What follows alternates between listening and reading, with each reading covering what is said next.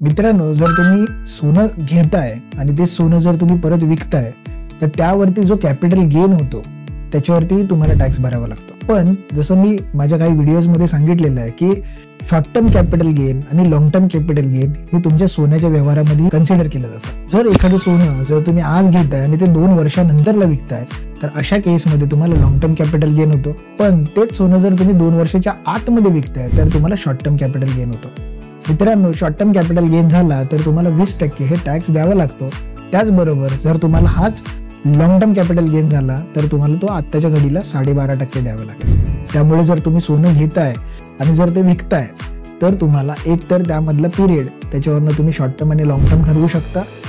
मित्रांनो, जर तुम्ही हेच सोन्याच्या सुवेनियर बॉन्ड्समध्ये जर तुम्ही गोल्ड सुवेनियर्स बॉन्ड जे आहेत त्याच्यामध्ये जर तुम्ही डील करत असाल तर हा जो कॅपिटल गेन कॅल्क्युलेट करण्याचा जो पिरियड आहे, शॉर्ट टर्मचा पिरियड आहे, हा 1 वर्ष कन्सिडर होतो आणि लॉंग टर्म हा 1 वर्षापेक्षा जास्त जर तुम्ही होल्ड केला तर त्याच्यामध्ये तुम्हाला कन्सिडर होतो.